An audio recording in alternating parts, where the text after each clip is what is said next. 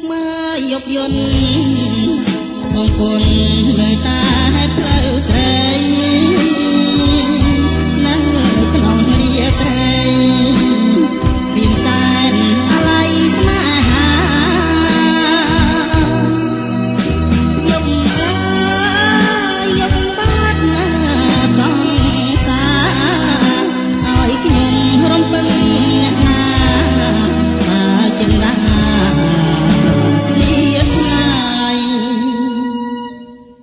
ម្សិលយើងធ្លាប់មិនដើរគ្នាលេង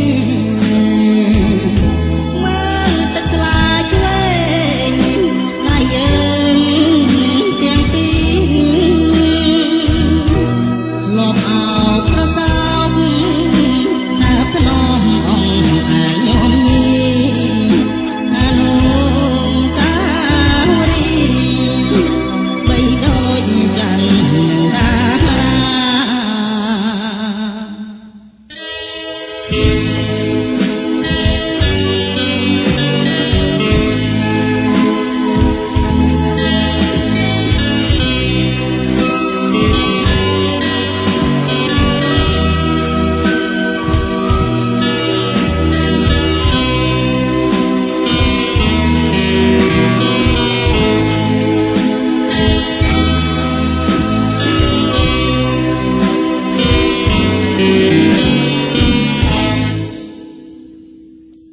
យប់មកយប់យន់